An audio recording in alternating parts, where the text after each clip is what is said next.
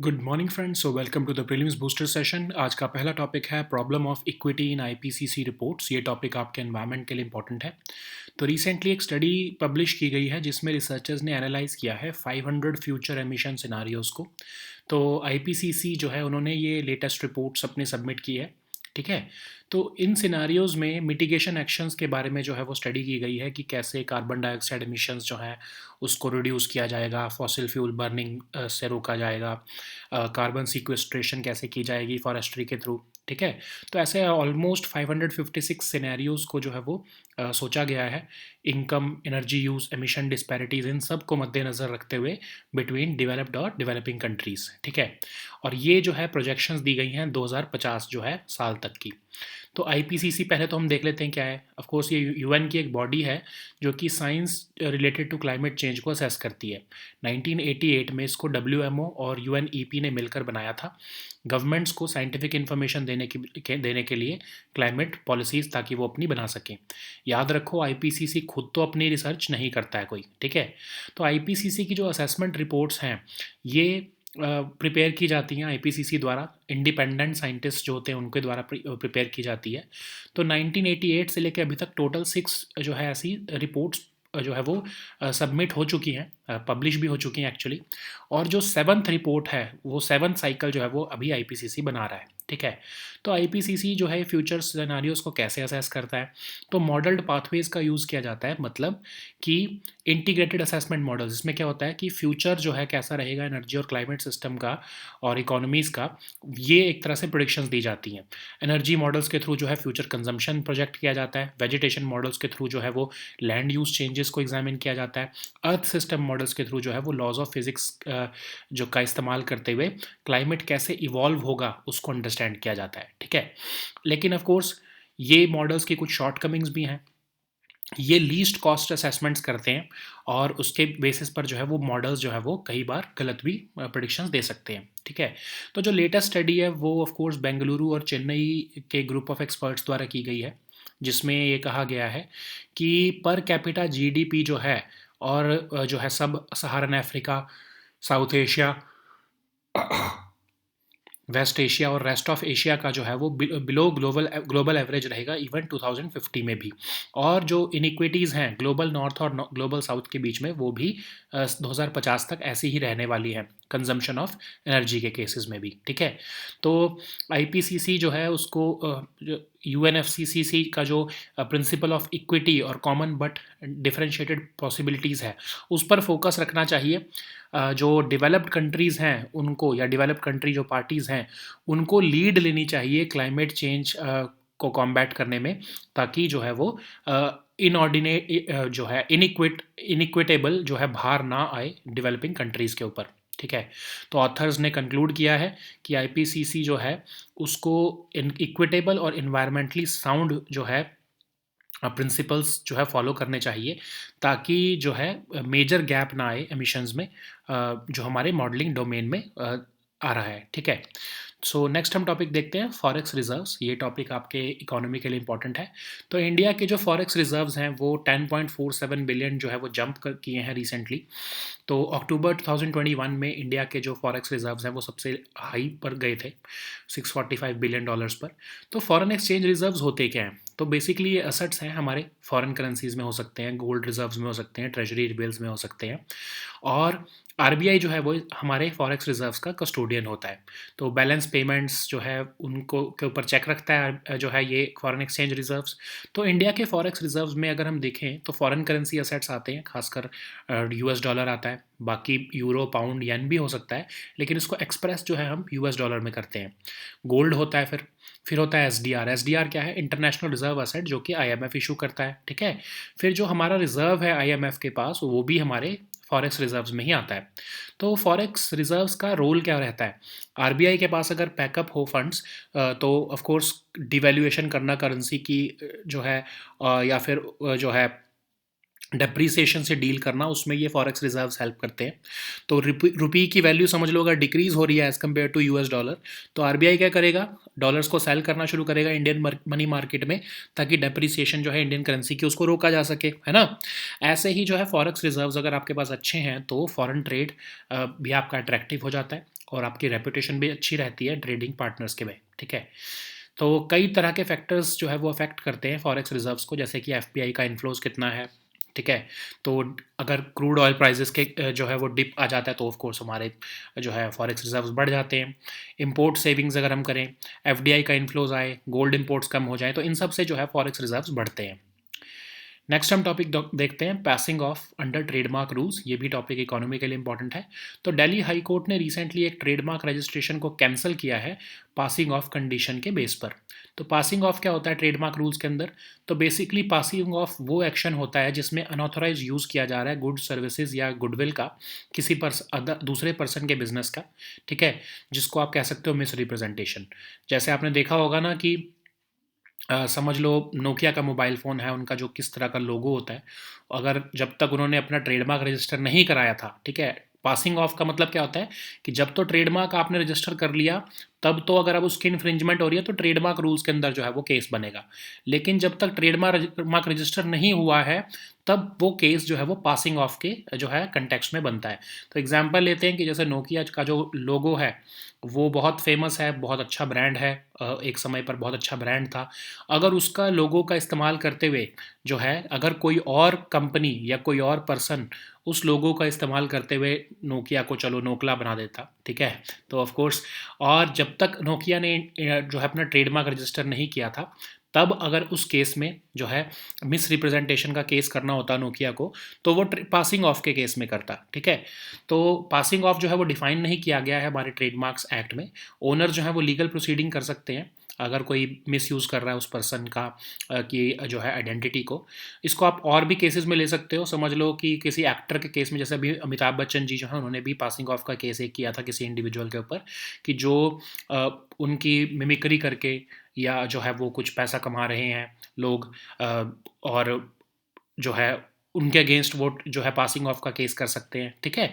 तो passing of को establish करना बहुत डिफ़िकल्ट हो जाता है, क्योंकि ये आपको प्रूव करना बहुत मुश्किल हो जाता है कि जो है पब्लिक ने उस पर्टिकुलर ब्रांड को या उस पर्टिकुलर पर्सन को मिसअंडरस्टैंड जो है वो आपके बिहाफ पर किया, ठीक है। सो नेक्स्ट हम टॉपिक देखते हैं को ब्रांडेड क्रेडिट कार्ड। ये टॉपिक आपके इकोनॉमी के लिए ही इंपॉर्टेंट है। तो आरबीआई जिस तरह से रेगुलेशंस टाइटनिंग कर रहा है, तो बैंक्स जो हैं वो लार्जर फिनटेक कंपनीज के साथ कोलैबोरेट करके को ब्रांडेड क्रेडिट कार्ड निकाल रहे हैं। तो को ब्रांडेड क्रेडिट कार्ड क्या होता है? आपने देखा होगा ना कि जैसे Flipkart axis bank credit card, Amazon पे आईसीआईसीआई क्रेडिट कार्ड, या ऐसे जो है बैंकिंग कंपनीज जो हैं वो किसी रिटेलर के साथ या किसी मर्चेंट के साथ पार्टनरशिप करके को ब्रांडेड कार्ड्स निकालती हैं, ठीक है। तो इसको आप अट्रैक्टिव बनाने के लिए ये बैंक्स क्या करते हैं कि रिवॉर्ड जो है वो थोड़े ज़्यादा दे देते हैं अगर आप उस पर्टिकुलर को ब्रांडिंग रिटेलर से आप कुछ परचेज़ करते हो तो, है ना। तो इसी को हम कहते हैं को ब्रांडेड क्रेडिट कार्ड। तो इसमें जो है ब्रांड का भी फ़ायदा हो जाता है और बैंक का भी फ़ायदा हो जाता है, ओके। नेक्स्ट हम टॉपिक देखते हैं रेवेन्यू बेस्ड फाइनेंसिंग। ये टॉपिक इकोनॉमी के लिए इंपॉर्टेंट है। तो रेवेन्यू बेस्ड फाइनेंसिंग एक बहुत ही जो है वो अट्रैक्टिव ऑफ़र बन के सामने आ रहा है स्टार्टअप्स और digital small and medium enterprises के सामने। तो जिसमें कि वो ट्रेडिशनल क्रेडिट जो है उसको अवेल करने की बजाय नॉन कोलैटरलाइज्ड डेब्ट की जो है फॉर्म में रेवेन्यू बेस्ड फाइनेंसिंग यूज़ कर रहे हैं। जिसमें होता क्या है कि इन्वेस्टर से आप पैसा लेते हो और उसको आप कोई कोलैटरल भी नहीं देते, आप उसको क्या कहते हो कि हमारा जो रेवेन्यू फ्लो आ रहा है उसमें से आपका कुछ शेयर होगा रेगुलर इनकम का, ठीक है। तो प्री डिटर्मिन्ड अमाउंट जब पे हो जाती है तब तक वो शेयर आप देते रहते हो उस पर्सन को, जो आपके इन्वेस्टर को। इन्वेस्टर का फ़ायदा क्या हो जाता है?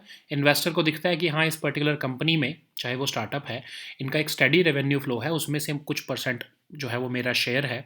और जो है कंपनी को ये फ़ायदा हो जाता है कि उनको कोई कोलैटरल नहीं रखना पड़ता, ना ही उन्हें इक्विटी मार्केट या डेट मार्केट जो है वो उसको जो है उसमें जाना पड़ता है फाइनेंसिंग के लिए, जो कि एक बहुत ही अपने आप में ही बहुत ही कम्बरसम प्रोसीजर होता है, ठीक है।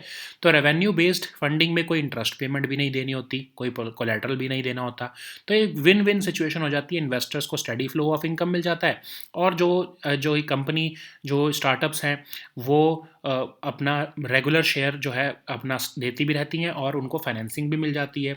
उनकी जो वर्किंग कैपिटल रिक्वायरमेंट्स है वो भी पूरी हो जाती हैं इससे, है ना। सो नेक्स्ट हम टॉपिक देखते हैं, एक्सरसाइज लेमिटिए। ये टॉपिक आपके सिक्योरिटी के लिए इंपॉर्टेंट है।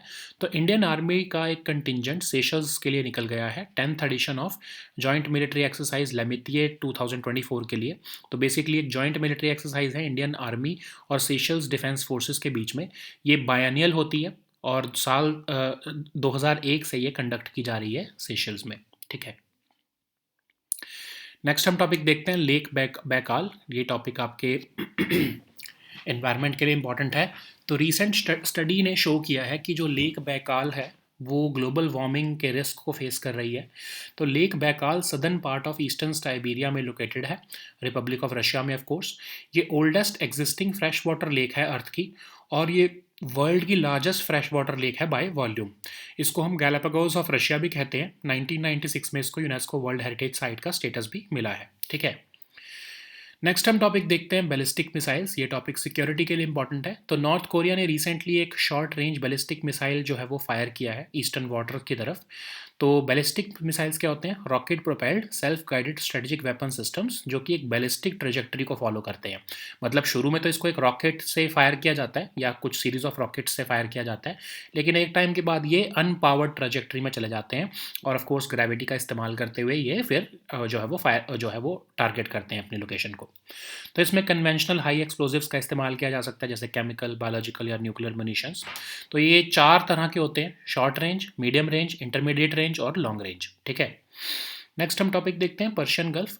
ये टॉपिक आपके जो है वो इंटरनेशनल रिलेशंस के लिए इंपॉर्टेंट है। तो चाइनीज़ जो टैंकर्स हैं, क्रूड ऑयल जो हैं, वो अब पर्शियन गल्फ से जो है वो लेकर आ रहे हैं टैंकर्स को, और क्योंकि रेड सी जो है वहाँ पर डिसरप्शंस देखने को मिल रही हैं। तो पर्शियन गल्फ क्या है? इंडियन ओशन का ही एक पार्ट है, गल्फ ऑफ ओमान की एक्सटेंशन है, और straight of gulf of Oman को जो है वो कनेक्ट करते हैं ये स्ट्रेट ऑफ हॉर्मुज़ के साथ ईस्ट में। इसको हम अरेबियन गल्फ या गल्फ ऑफ ईरान भी कहते हैं, और ये अरेबियन पेनिनसुला और ईरान के बीच में आता है, ठीक है। तो इसको जो है इसी एरिया में यूफ्रेट्स और टिग्रिस रिवर्स भी जो है वो अपना रिवर डेल्टा जो है वो डालती हैं, ठीक है। तो आइलैंड्स यहाँ पर कई तरह के हैं पर्शियन गल्फ में, इंक्लूडिंग बहरेन के। कश्म आइलैंड जो है वो लार्जेस्ट आइलैंड है पर्शियन गल्फ का, ठीक है। So now let us see all these topics in English.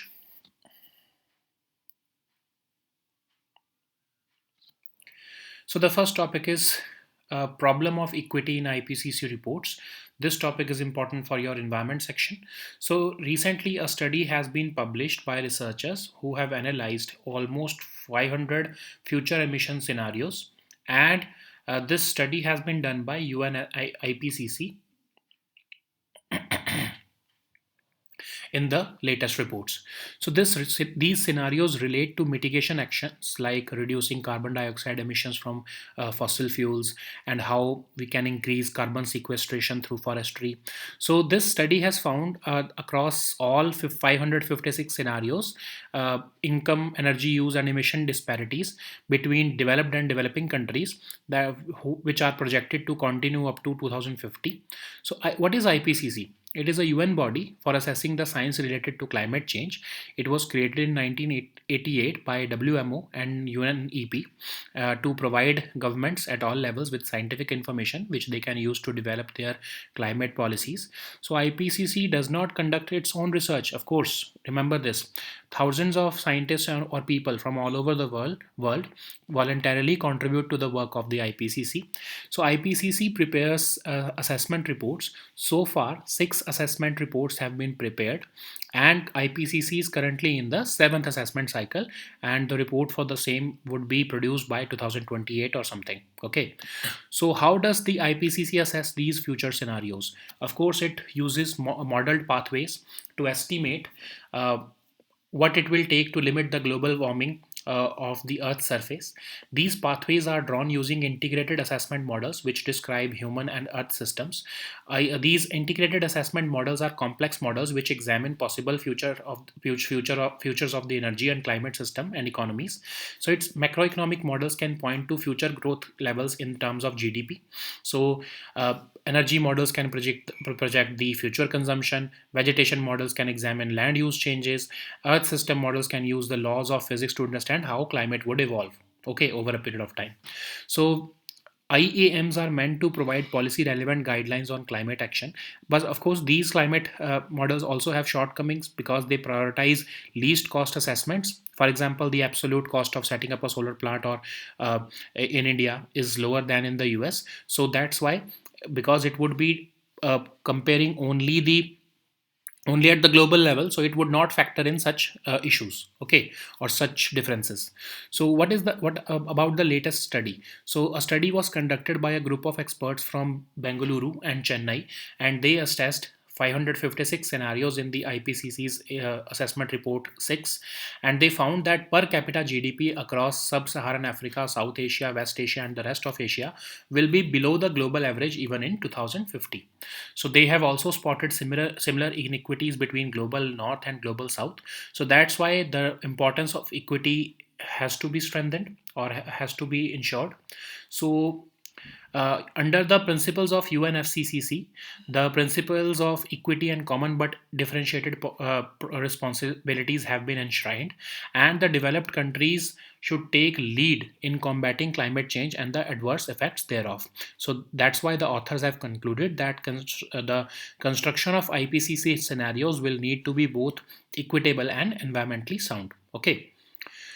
So the next topic is forex reserves. This topic is important for your economy section. So India's forex reserves have jumped by $10.47 billion, and we should remember that by into October 2021, we reached the all-time high of foreign exchange reserves at $645 billion. So what are foreign exchange reserves? These are the assets in foreign currencies, gold reserves, treasury bills, etc., which are retained by a central bank or any other monetary authority. So in India, of course, RBI is the custodian. So it checks the balance payments and influences the foreign exchange rate of its currency and maintains the stability in financial markets. So what is the composition of India's forex reserves? Of course, foreign currency assets, which are expressed in dollar terms. Then there is gold. Then there is also SDR, which is the international reserve asset used by IMF for internal accounting purposes. Then there are the reserves with IMF also, which every country holds or every member country of IMF holds. So what is the role of foreign exchange reserves? So of course it ensures that RBI has backup funds if the national currency rapidly devalues or becomes altogether insolvent. So if the value of rupee decreases, RBI would basically go into the Indian money market and sell the dollar so that depreciation of the Indian currency can be checked. Similarly, good forex reserve would help us in attracting foreign trade and earn a good reputation in trading partners. So there are several factors which affect foreign exchange reserves, like FPI inflows, dip in crude oil prices, import savings, FDI inflows, dip in gold imports. All of these would, of course, increase the forex reserves of India. Okay. So the next topic is passing off under trademark rules. So this topic is important for your economy section. So Delhi High Court has recently cancelled a trademark registration based on a passing off condition. So what is passing off under trademark rules? So passing off action basically refers to unauthorized use of goods, services, and the goodwill attached to another person's business, and which amounts to, of course, misrepresentation. So remember, when you have not registered a trademark, by the time the owner has not registered a trademark, if someone misuses the logo or any identity of that person or the person's business, it would be considered as passing off. Okay, it would not be considered as a trademark violation. Only if the trademark has been registered and then the misuse happens, in that case the legal case would be filed under Indian Trademarks Act. Okay, until the trademark has not been registered by the owner, that misuse would be considered as passing off, because you are passing off as another person. Okay, so owner can initiate legal proceedings against any person for passing of goods or services as the goods of another person only when the trademark has not been registered. Okay, of course, establishing this passing off can be very difficult because the claimants have to demonstrate the possibility of public misunderstanding, that yes, the public misunderstood that particular trademark, I'm sorry, that logo as the logo of us, okay, or the actual owner. Okay, so like I was giving you an example earlier of Nokia. Okay, it can be used as passing off. So the next topic is co-branded credit card. This topic is important for your economy section. So the tightening of regulations by RBI may prompt banks to lean towards collaborating with larger fintech companies for co-branded credit card partnerships. So what is co-branded credit card? You all may have seen that these are issued jointly by the card issuing issuer and the co-branding entity, bearing the names of and logos of both the partnering entities. So this card basically comes with rewards or benefits which are tied specifically to the purchases made at the co-branding retailer. So for example, we were taking the example of Flipkart Axis Bank credit card, or Amazon Pay ICICI Bank credit card, or any other credit card in which the bank ties up with a merchant retailer and offers more rewards if you shop with that retailer through that card. Okay, it is beneficial for the retailer also, and the bank also. Okay, so the next topic is revenue based financing. This topic is important for your economy section. So revenue based financing is gaining traction amongst startups and digital small and medium enterprises because it offers a non collateralized debt against a percentage of their gross revenue. So it is an alternative financing product for digitally enabled businesses where they can raise capital in exchange for a percentage of their revenue as a monthly payment.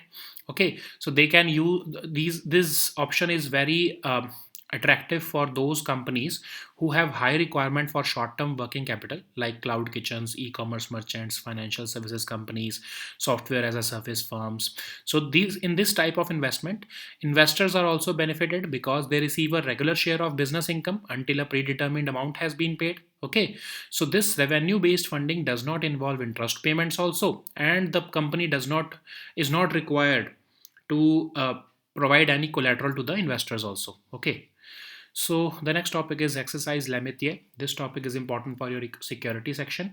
So Indian Army contingent has departed for Seychelles to participate in the 10th edition of joint military exercise called Lametier 2024.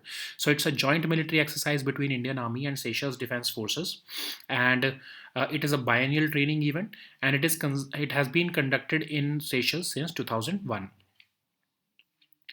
So the next topic is Lake Baikal. This topic is important for your environment section. Recent study has shown that ancient ecosystem of Lake Baikal is at risk of global warming. So Lake Baikal is located in the southern part of eastern Siberia, within the Republic of Russia, of course, and it is the oldest existing freshwater lake on Earth, which is about 20 to 25 million years old, and it is the deepest continental body of water. It is also the world's largest freshwater lake by volume, which contains about one fifth of fresh water on Earth's surface. It is also known as Galapagos of Russia, and it was designated as a UNESCO World Heritage Site in 1996. So the next topic is ballistic missiles. This topic is important for your security section. So North Korea has recently fired short-range ballistic missiles towards its eastern waters as the US Secretary of State was about to open a democracy summit in South Korea. So what are ballistic missiles? So these are the rocket-propelled, self-guided strategic weapons systems which follow a ballistic trajectory to deliver a payload from its launch site at a predetermined target. So what happens is that it is powered initially by a rocket or a series of rocket in stages, but then later on it follows an unpowered trajectory using the gravity, okay, before it descends to reach its intended target. So they can carry conventional high explosives as well as chemical, biological and nuclear munitions. They can be launched from aircraft, ships, submarines, and also from, of course, land-based silos and mobile platforms. So there are four types of ballistic missiles. First, of course, are the short range ones, which are less than 1,000, which have a range of less than 1,000 kilometers. Medium range ones have a range of between 1,000 to 3,000 kilometers. They are also known as theater ballistic missiles.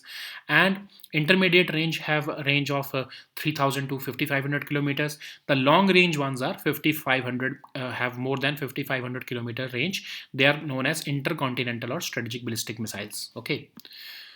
So the next topic is Persian Gulf. This topic is important for your international relations. So Chinese bookings for tankers carrying crude oil from the Persian Gulf have risen in the recent days because of disruptions in the Red Sea. So Persian Gulf is part of Indian Ocean. It is an extension of the Gulf of Oman, and it connects to the Indian Ocean through the Strait of Hormuz in the east. So it is also referred to as the Arabian Gulf or Gulf of Iran, and it lies between the Arabian Peninsula and Iran to the southwest and northeast respectively. So it is bounded by several countries like Iran, Qatar, Saudi Arabia, UAE, Bahrain, Iraq, Kuwait, and its western end is marked by a major river delta of river Shat el Arab, which carries the waters of Euphrates and Tigris rivers. So there are several islands also in the Persian Gulf, including Bahrain, and Kashm Island is the largest island of the Persian Gulf. Okay, so these were our topics for today. We'll meet next time with new topics. Until then, goodbye and take care.